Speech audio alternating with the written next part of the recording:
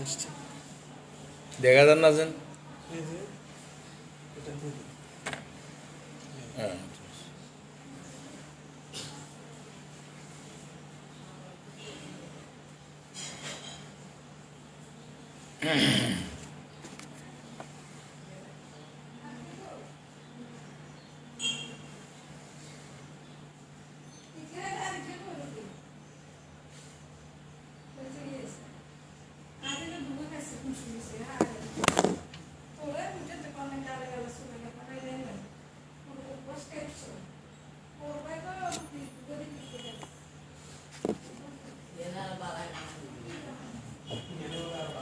হোরে আরে বালা খানা দিব أعوذ بالله من الشيطان الرجيم بسم الله الرحمن الرحيم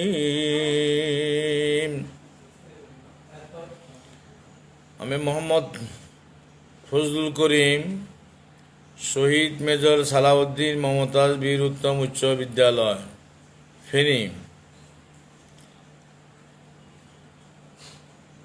অষ্টম শ্রেণী তৃতীয় অধ্যায়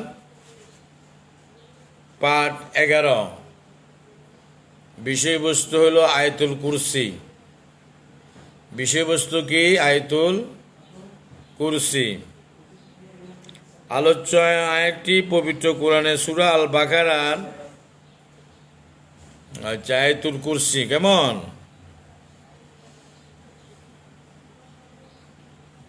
আসসালামু আলাইকুম ওয়া রাহমাতুল্লাহ। আপনারা সবাই ভালো আছেন? আলহামদুলিল্লাহ আমি ভালো আছি। আপনাদের পিতামাতা সবাই ভালো আছে? যে ঠিক আছে। সবার সামনে বই আছে, হাত খাতা কলম আছে? নেন নেন। আজকে আমাদের বিষয়বস্তু হলো আয়াতুল কুরসি।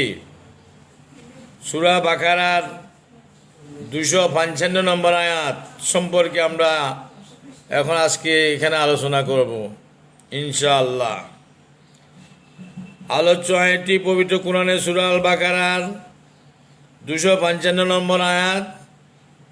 এটি আল কোরআনের সর্বাধিক মর্যাদাপূর্ণ আয়াত।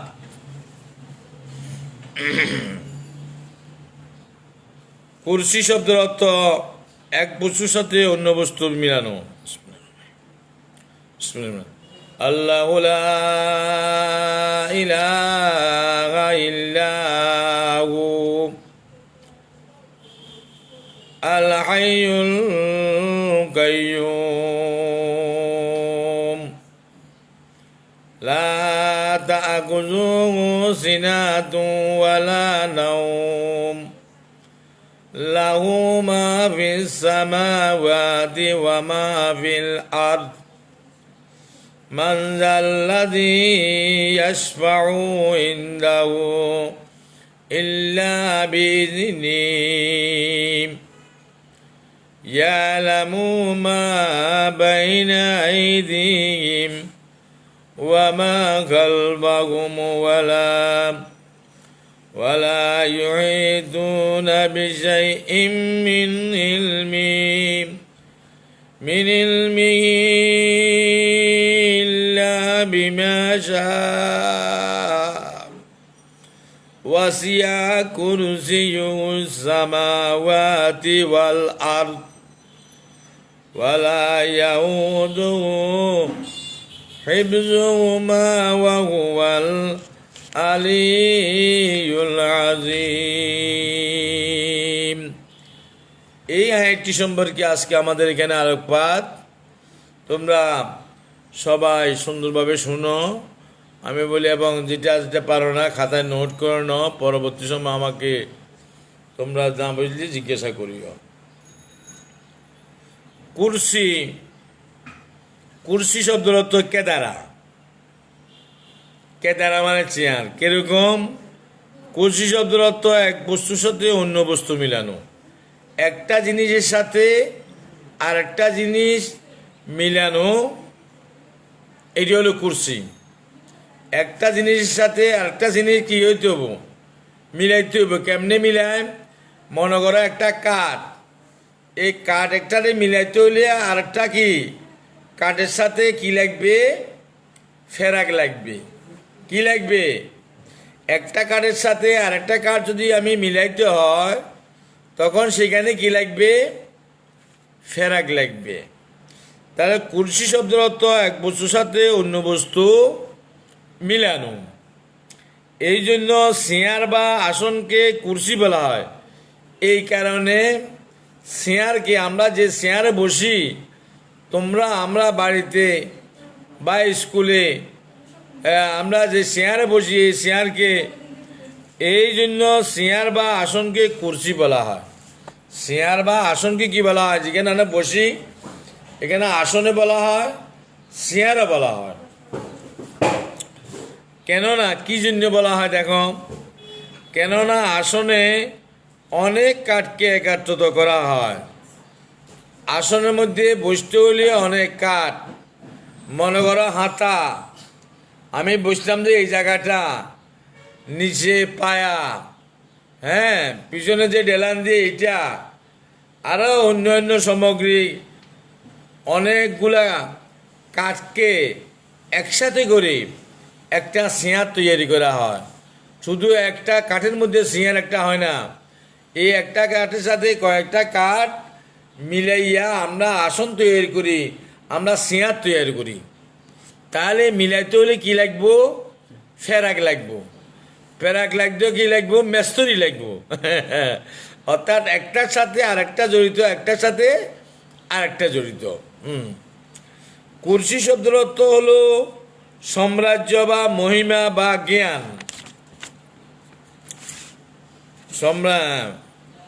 জ্ঞান ও সিংহাসন। তাহলে কি কি পাইলাম? কুরসি শব্দের অর্থ হলো সাম্রাজ্য, মহিমা, জ্ঞান, সিংহাসন। এই আয়াতে আল্লাহ তাআলা পরিচয়, ক্ষমতা, মহিমা এবং গৌরবের কথা অত্যন্ত স্পষ্ট এবং সুন্দরভাবে বর্ণনা করা হয়েছে। এটা আমার আর তোমার দ্বারা কোনো সম্ভবপর নয়। এটা কার দ্বারা সম্ভবপর? আল্লাহ তাআলার গুণ এগুলা। এটা আল্লাহ তাআলার নিয়ামত।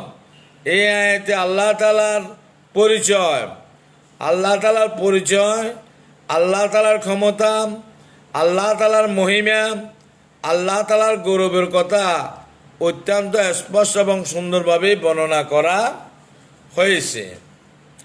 এই জন্য এই আয়াতকে আয়াতুল কুরসি বলা হয়। এই জন্য এই আয়াতকে আয়াতুল কুরসি বলা হয়। সাহেব বলো দেখি, তুমি বলতে পারবা? কে বলতে পারবা? হাত উঠাও। হ্যাঁ, বলো দেখি কি জন্য আয়াতুল কুরসি বলা হয়? এই আয়াতে আল্লাহ তাআলার কি বলো? পরিচয়, ক্ষমতা, মহিমা, গৌরবের কথা অত্যন্ত স্পষ্ট এবং সুন্দরভাবে বর্ণনা করা হয়েছে। এই জন্য এই আয়াতকে আয়াতুল কুরসি বলা হয়। ফজিলত, এই আয়াতুল কুরসিটা পড়লে কি উপকার হয়, কি ফজিলত হয়, কি ভিন্নতা পাওয়া যায়, সেই সম্পর্কে এখানে আলোচনা। আয়াতুল কুরসি অত্যন্ত বরকতময় আয়াত। এটা আল্লাহ রাব্বুল আলামিনের তরফ থেকে, এটা আয়াতুল কুরসিটা অত্যন্ত বরকতময়, আল্লাহর নিয়ামত, আল্লাহর কি নিয়ামত। আয়াতুল কুরসি অত্যন্ত বরকতময় আয়াত। রাসূলুল্লাহ সাল্লাল্লাহু আলাইহি ওয়াসাল্লামকে, রাসূলুল্লাহ সাল্লাল্লাহু আলাইহি ওয়াসাল্লাম এই আয়াতকে সবচেয়ে উত্তম আয়াত বলেন। আমাদের নবী করিম সাল্লাল্লাহু আলাইহি ওয়াসাল্লাম এই আয়াতকে অত্যন্ত সবচেয়ে উত্তম আয়াত বলেন। কে বলছেন? আমাদের নবী সাল্লাল্লাহু আলাইহি ওয়াসাল্লাম বলতেছে এই আয়াতুল কুরসি আয়াতটা অত্যন্ত কি উত্তম, সবচেয়ে উত্তম এবং উত্তম আয়াত। অভিহিত করেছেন আল্লাহ নবী মুহাম্মদ সাল্লাল্লাহু আলাইহি ওয়াসাল্লাম বলেছেন যে ব্যক্তি প্রত্যেক ফরজ নামাজের পর আয়াতুল কুরসি নিয়মিত পাঠ করে তার জন্য বেহেশতে প্রবেশের পথ একমাত্র মৃত্যু ব্যতীত আর কোনো বাধা থাকে না। হ্যাঁ, আমাদের প্রিয় নবী সাল্লাল্লাহু আলাইহি সাল্লাম বলেছেন, যে ব্যক্তি প্রত্যেক ফরজ সালাতের পর, ফরজ নামাজের পর আয়াতুল কুরসি নিয়মিত পাঠ করবে, তার জন্য বেহেশতে প্রবেশের পথে একমাত্র মৃত্যু ব্যতীত আর কোনো বাধা নাই। নাসাই শরীফের হাদিস। তাহলে এটা বললে আমরা উপকার আছে না নাই? উপকার আছে না নাই? কে কে বলো, উপকার আছে না নাই? সে কথা বলো। নিশ্চয় উপকার আছে। তো বলে স্যার আমরা তো নামাজ পড়ি না। না, তোমার উপরে আমার উপরে, হ্যাঁ, ছেলে মেয়েদের উপরে 7 বছরে নামাজের হুকুম করছে। 10 বছর হলে, হ্যাঁ, পিতা মাতাকে আদেশ দিছে পিঠা গিয়ে তাকে করার জন্য। এখন তুমি করে স্যার আমি নামাজ তো পড়ি না, আয়াতুল কুরসি কেন পড়বো? হ্যাঁ, প্রশ্ন এখন তোমাকে, তোমার যে ফরজে আইন এগুলা তোমাকে আদায় করতে হবে, না তোমার গলার ললা লটকি দিয়েছে। যেমন তুই ফজর নামাজ পড়ে নাই, তোমার গলার সালে লটকি দিয়েছে, এবং এর জন্য তুমিও দায়ী, তোমার পিতামাতাও দায়ী। এমন কোনো বিধান নাই পিতামাতা সবসময় টাকা চায়, পয়সা চায়, নগদ অর্থ চায়, কিন্তু অহুদ ও ছেলে ও বাবা উঠি ফজর নামাজটা পড়ো, কোরআন শরীফটা তেলাওয়াত করো। এরকম তোমাদের মধ্যে যারা আজকে আমার সামনে আসো, কার কার পিতা মাতায় বলছে বলো চাই? 2-1 বলো চাই, বলো নাই। তাহলে এই জন্য তোমরাও দায়ী, তোমাদের পিতা মাতাকেও দায়ী করা হবে। কাল কিয়ামতের ময়দানে মাহশরে তুমি পিতা মাতাকে বলবে যে আব্বা আপনার টাকার জন্য যে বলছেন, হোসার জন্য বলছেন, হ্যাঁ, কি লেখাপড়ার জন্য বলছেন, সুশিক্ষা দিছেন, কাজকর্ম দিতে করার জন্য বলছেন, তাহলে আপনি আমাকে নামাজের কথা বলেন নাই। আজকে আমি আপনার গানের উপরে ফা দিয়ে আমি দোজকে যাইতেছি, দোজকে যাওয়ার পর আমরাও যেতে হবে। এই জন্য প্রত্যেকের পিতামাতার কর্তব্য ছেলে মেয়েকে নামাজ পড়ানো, নামাজ পড়াতে হবে, নামাজ পড়তে বলতে হবে, বাধ্যতামূলক। এটা ফরজে আইন। ফরজে আইন মানে নিজের নামাজ নিজেকে আদায় করতে হবে। নিজের নামাজ পিতা মাতা স্ত্রী পুত্র আদায় করলে এটা আদায় হবে না। এই জন্য 10 বছর হলে প্রত্যেক ছেলে মেয়ে বাধ্যতামূলক তোমাকে নামাজ আদায় করিতে হবে। অর্থাৎ মৃত্যুর সাথে সাথে সেই বেহেশতে আরাম সে উপভোগ করতে শুরু করবে।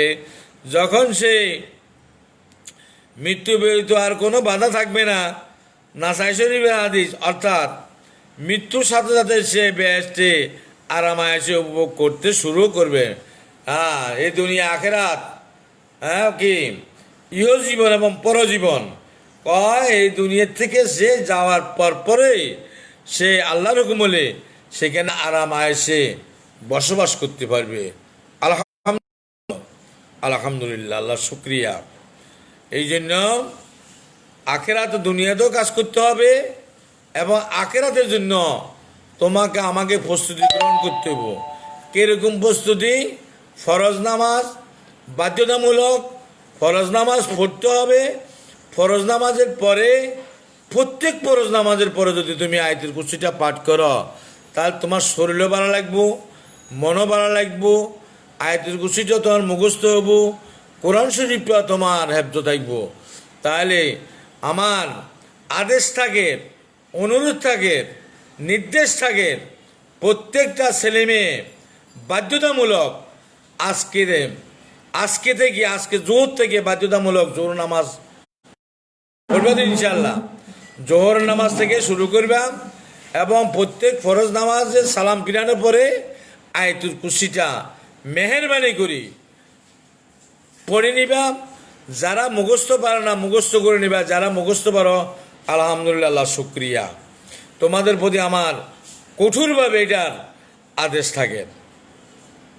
অন্য হাদিসে মুহাম্মদ সাল্লাল্লাহু আলাইহি ওয়াসাল্লাম বলেন, যে ব্যক্তি প্রভাতে এবং শয়নকালে আয়াতুল কুরসি পাঠ করে,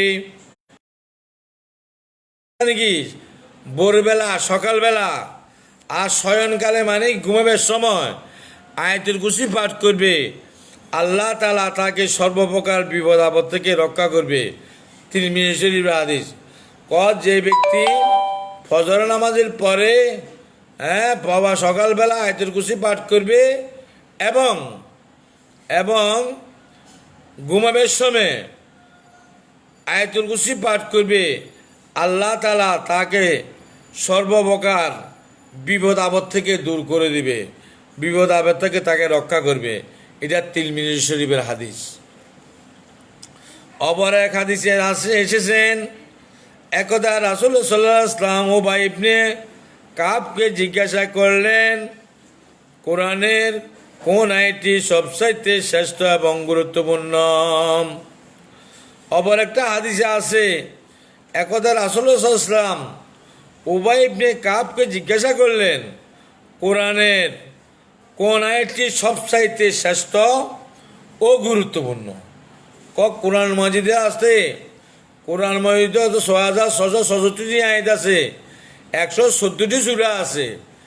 এর মধ্যে কোরআন শরীফের মধ্যে কোন সূরাটি বেশি গুরুত্বপূর্ণ, কোন সূরাটি বেশি শ্রেষ্ঠ, তুমি সেই কথাটা বলো।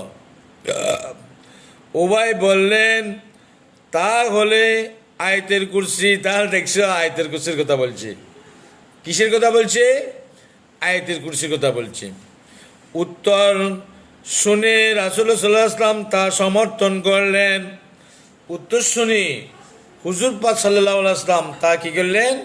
সমর্থন করলেন এবং বললেন, হে আবুল মনজির। উবাই রাদিয়াল্লাহু তাআলার ডাক নাম। আবুল মনজির হলো কার নাম? উবাই রাদিয়াল্লাহু তাআলার ডাক নামের নাম কি? ডাক নাম হলো কি? আবুল মনজির। আবুল মনজির।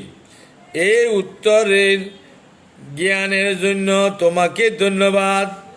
তুই যে এটার উত্তর দিছ, এই জন্য তোমাকে আমি ধন্যবাদ জানাই, সাধুবাদ জানাই, স্বাগতম জানাই। কে বলল? সহিহ মুসলিম শরীফের হাদিসে বলছে এই কথাটা। হুজুর পাক সাল্লাল্লাহু আলাইহি ওয়াসাল্লাম আবু মনজিরকে স্বাগতম জানাচ্ছে, ধন্যবাদ জানাচ্ছে,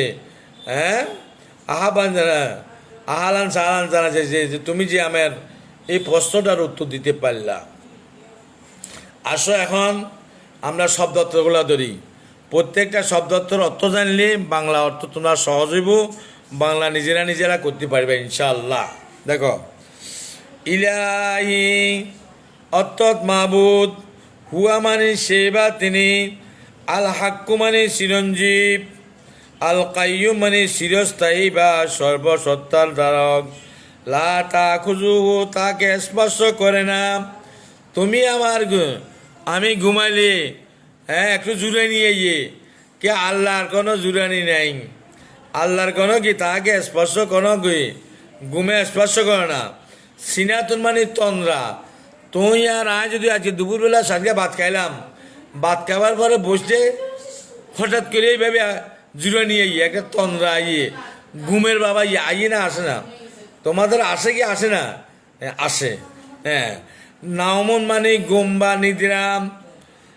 তাহলে সেনাতুন মানে তন্দ্রা, নাওমন মানে ঘুম বা নিদ্রা, আর সামাওয়াত মানে আসমান সমূহ, আল আরদুন মানে জমিন, পৃথিবী, ভূপৃষ্ঠ। আরদুন তো কটা পাইলাম? আরদুন শব্দ তো জমিন পাইলাম, পৃথিবী পাইলাম, ভূপৃষ্ঠ পাইলাম। কটা পাইলাম? তিনটা।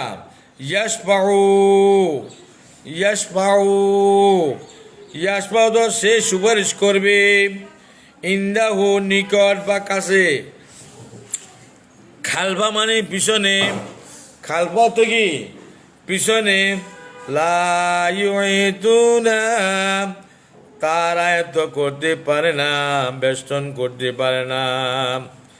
সাইন মানে জিনিস বা বস্তু, যে আমরা জিনিস বা বস্তুর উপর সাইন। আরবিতে কি বলে? তুমি বলো সাই, কি বলে? সাইন। এলমুন মানে জ্ঞান, এলমুন হচ্ছে কি জ্ঞান। সা তিনি ইচ্ছা করেছেন, ওয়াসিয়া তা বিস্তৃত করেছেন, পরি ব্যপ্ত হয়েছে, লা ইয়াউদুহু তাকে ক্লান্ত করে না, তার জন্য কষ্ট করে না। তুমি আর আমি যদি কোনো একটা কাজকর্ম করি, 5 মিনিট 10 মিনিট 20 মিনিট মনে করায় ক্লাস করি, 40 মিনিট ক্লাস করার পরে আমার লাগে যে আমি পানি খাই বা শরবত খাই, অন্য কিছু ভাই, ক্লান্তি হয়ে যায় গই, হ্যাঁ, অতিষ্ঠ হয়ে যায় গই, কষ্ট লাগে। কত লা ইয়াউদুহু তাকে ক্লান্ত করে না, আল্লাহকে কোনো ক্লান্ত করে না, তার জন্য কষ্ট হয় না, আল্লাহর কোনো কষ্ট হয় না, আল্লাহর কোনো ক্লান্ত হয় না। তুমি আর আমি মানুষ, তোমার আর আমার ক্লান্ত হয়, কষ্ট হয়। বাস্তব না বাস্তব? বাস্তব। হিফজুন মানে রক্ষণাবেক্ষণ, হিফজুন তো কি রক্ষণাবেক্ষণ। আল আলিয়ু মানে অতি মহান বা সুউচ্চ, আল আলিয়ু অতি মহান বা সুউচ্চ, আল আজিম সর্বশ্রেষ্ঠ বা মহান। আচ্ছা, অনুবাদটা দেখো এখন।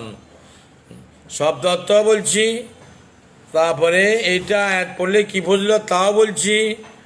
এখন কত নম্বর আয়াত? 255 নম্বর আয়াত সূরা বাকারা, তাও বলছি। এটা পড়লে কি সব তাও বলছি, এবং শব্দার্থগুলি তোমাদেরকে আমি পুঙ্খানুপুঙ্খানুভাবে বুঝাই দিছি। যেখান দিয়ে না বুঝো, যেই শব্দটা উচ্চারণ না করতে পারো, নোট করে রাখো, পরবর্তী ক্লাসে পরবর্তী সময় আমাকে বলবা। আমি ইনশাল্লাহ তোমাদেরকে যতদূর পারি ইনশাল্লাহ, আল্লাহ যেদূর বুঝাতে চেষ্টা করব ইনশাল্লাহ। বিসমিল্লাহির রহমানির রহিম। বিসমিল্লাহির রহমানির রহিম। সবাই পড়ো বিসমিল্লাহ। হ্যাঁ, সুন্দর করে পড়ো। হ্যাঁ, ঠিক আছে। দয়াময় পরম দয়ারু আল্লাহর নামে। কার নামে শুরু করলাম? কার নামে শুরু করলাম? কোরআন শরীফটা কার নামে শুরু করলাম? তোমার পিতা মাতার নামে, মাতার নামে, দাদার নামে, দাদির নামে, না অন্য কারো নামে? না, যিনি আমাকে সৃষ্টি করেছেন, যে আল্লাহ রাব্বুল আলামিন আমাকে সৃষ্টি করেছেন, পয়দা করেছেন, তার নামে কোরআন শরীফটা শুরু করলাম। সবাই দেখো, বিসমিল্লাহির রহমানির রহিম। আল্লাহু লা ইলাহা ইল্লাহু। সাথে সাথে আবার অনুবাদও দিছে, আল্লাহ তিনি ব্যতীত কোনো ইলাহ নাই, আল্লাহ ছাড়া কোনো মাহবুদ নাই, আল্লাহ ছাড়া কোনো ইলাহ নাই, আল্লাহ ছাড়া কোনো ইবাদতের লায়েক নাই। আমরা যে আল্লাহ ছাড়া অন্য কাউকে ইলাহ বলবো, হ্যাঁ, সেজদা করব, এই ধরনের কোনো তার সমতুল্য কেহ নাই। আল হাইয়ুল কাইয়ুম তিনি চিরঞ্জীব, চিরস্থায়ী। আল্লাহ এখনও আছেন, এখন চিরস্থায়ী, আগামীতেও থাকবেন। আল্লাহ চিরজীব এবং চিরস্থায়ী, চিরজীব এবং চিরস্থায়ী। তুমি আর আমি চিরজীব আর চিরস্থায়ী না। আমার হায়াত মনে করো 60 বছর দিছে, 60 বছর পরে আজ ফজলু হুজুর স্যার বালা আছে, 60 বছর হুজুর মরে গেছে, তাহলে এর কি হইব? এখন মুদ্রা করতে হইব। কি বলতে হবে? মুদ্রা।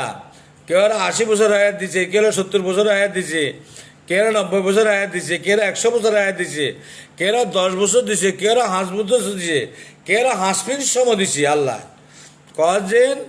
আল্লাহ হলো চিরঞ্জীব এবং চিরস্থায়ী।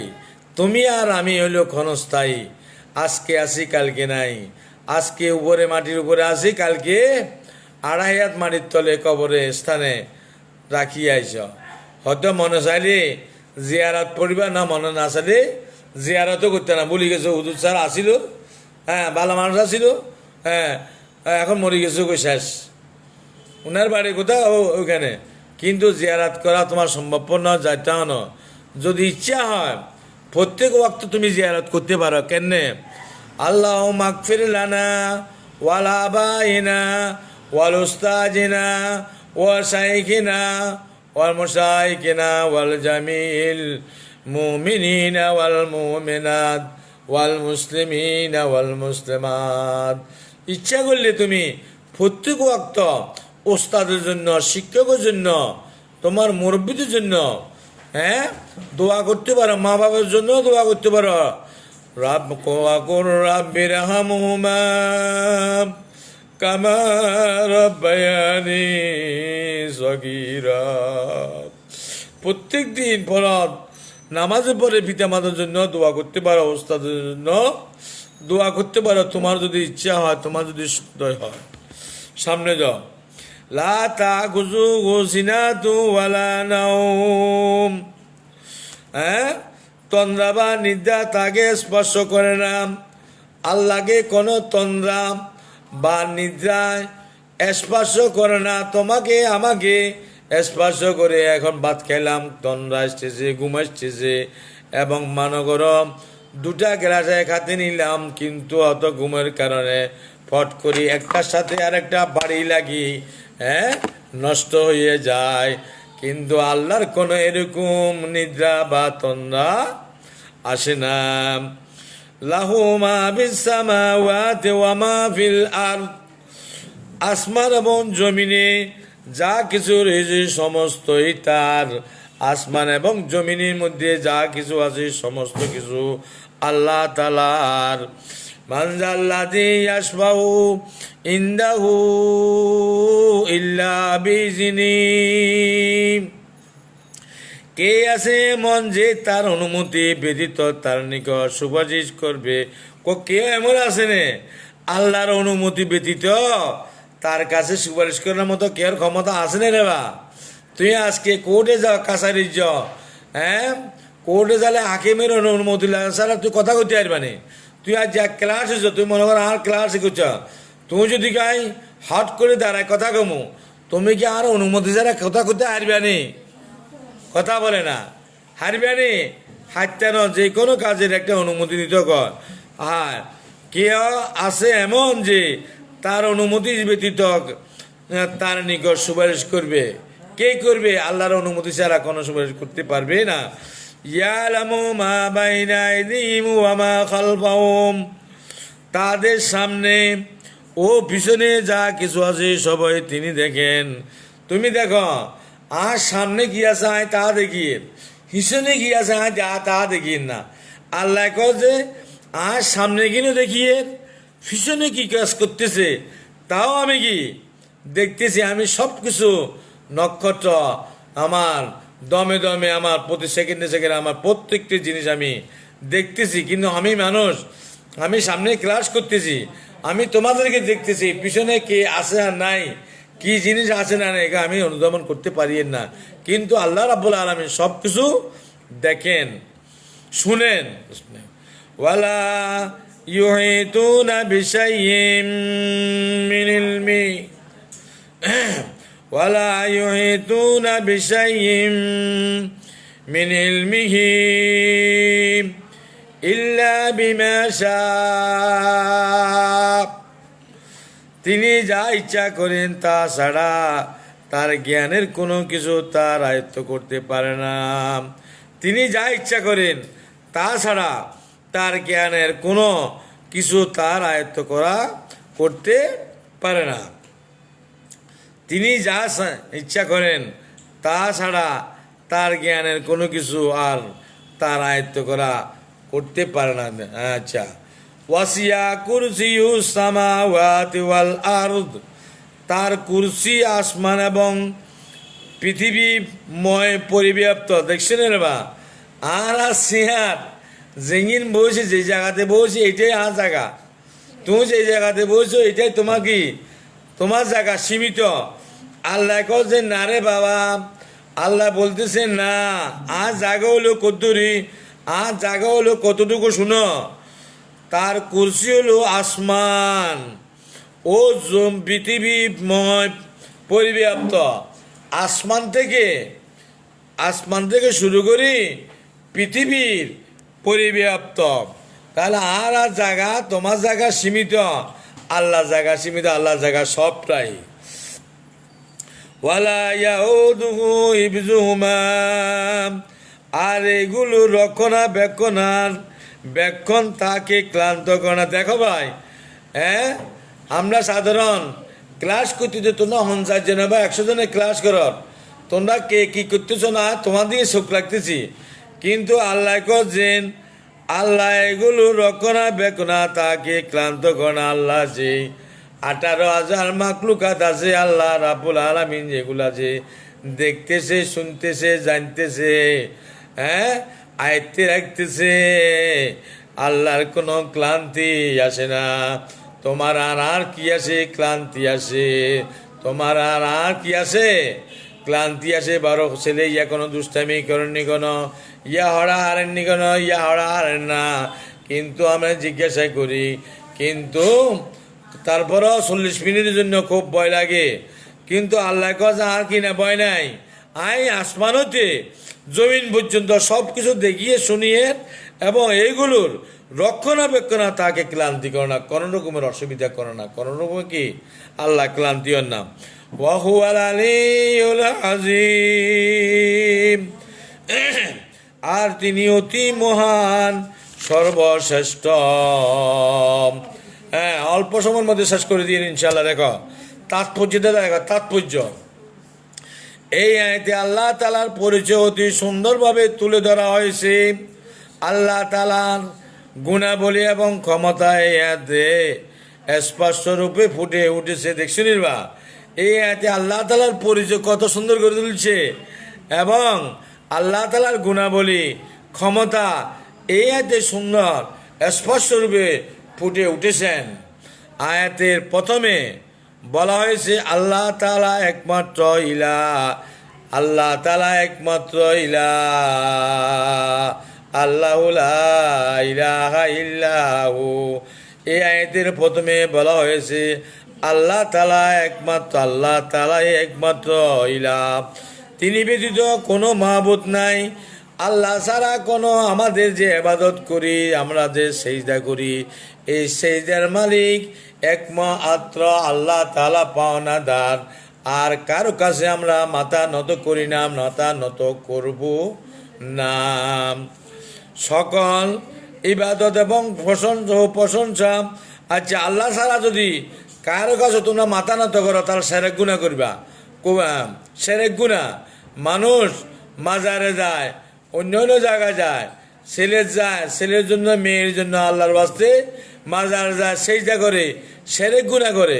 কজন এই সেজদা পাওয়ার মালিক, এই কপালে সেজদার পাওয়ার মালিক কোন? আল্লাহ রাব্বুল আলামিন। সকল ইবাদত এবং প্রশংসা একমাত্র তার জন্য নির্ধারিত। এতরকম যা করছি বলছি সব কিছু পাওনাদার লোকে আল্লাহ তাআলা। তিনি অনাদি অনন্ত, তিনি এখনও আছে, আগামীতেও থাকবেন। তিনি চিরকাল ছিলেন, আছেন, চিরকাল আছেন, থাকবেন এবং থাকবেন। তার জ্ঞান অসীম। আর জ্ঞান আছে, তোমার জ্ঞান সীমিত। ফজলুল করিমের জ্ঞান কতটুকু? সামান্য। আরেকজনের জ্ঞান সামান্য, আরেকজনের জ্ঞান সামান্য। কিন্তু আল্লাহর জ্ঞান হলো অসীম। আল্লাহর কুদরতের কোনো শেষ নাই, আল্লাহর জ্ঞানের কোনো শেষ নাই। দুনিয়ার পানি যদি কলম হয়ে, তা দুনিয়ার সাগরের পানি যদি সবগুলা কালি হয়, আর সব গাছারা যদি কলম বানানো হয়, তবুও আল্লাহ তাআলার গুণাবলী লেখি কখনো শেষ করা যাবে না। যাবে নাকি? পারবা না? পারবা না। সকল কিছু তার জ্ঞানের আওতাধীন, সকল কিছু আল্লাহ রাব্বুল আলামিনের জ্ঞানের আওতাধীন। আর জ্ঞানের বাইরে অনেক কিছু আছে। আমি তো মানুষ, আমি তো সাধারণ একটা ক্ষুদ্র মানুষ। আল্লাহর জ্ঞানের সব কিছু তার জ্ঞানের আওতাধীন। তিনি মহান সত্তা। আসমান জমিনে বিশালতা তার কাছে কিছু না। আসমান থেকে জমিন পর্যন্ত আসমান থেকে জমিন পর্যন্ত যত কিছু 18,000 মাখলুকাত আছে, আল্লাহর কাছে এগুলা বিশালতা, জমিনের বিশালতা তার কাছে কিছু না, কিন্তু আমার কাছে অনেক কিছু। আমি এগুলা রক্ষণাবেক্ষণা করা মানুষের দ্বারা সম্ভব হবে না। তিনি ক্লান্তি, নিদ্রা, তন্দ্রা ইত্যাদির ঊর্ধ্বে। আমি আর তুমি তন্দ্র যাই, ঘুমও যাই, ঘুমের বাবু আইয়ে না, আসে কি আসে। তিনি ক্লান্ত, আল্লাহর কোনো ক্লান্তি নাই, আল্লাহর কোনো নিদ্রা নাই, আল্লাহর কোনো তন্দ্রা নাই ইত্যাদির ঊর্ধ্বে। এক কথায় তিনি সর্বশক্তিমান, সকল শক্তির আধার, মহান সর্বশ্রেষ্ঠ, মহান সর্বশ্রেষ্ঠ। ঠিক আছে, আয়াতুল কুরসি পাঠের ফজিলত একটি কাগজে লিখে তার শিক্ষার্থীরা পড়ার টেবিলে সামনে ঝুলিয়ে রাখবে। তোমাদের কাছে আমার নির্দেশ, আয়াতুল কুরসির ফজিলত কি কি আছে এগুলা লেখিয়া তোমার টেবিলের সামনে তুমি একটা ঝুলিয়ে রাখবা। ওয়াখির দাওয়ানা আনিল হামদুলিল্লাহি রাব্বিল আলামিন। আল্লাহ তোমাকে সবাইকে সুখী রাখুক, আমাকে সুখী রাখুক। আসসালামু আলাইকুম ওয়া রাহমাতুল্লাহি ওয়া বারাকাতুহু।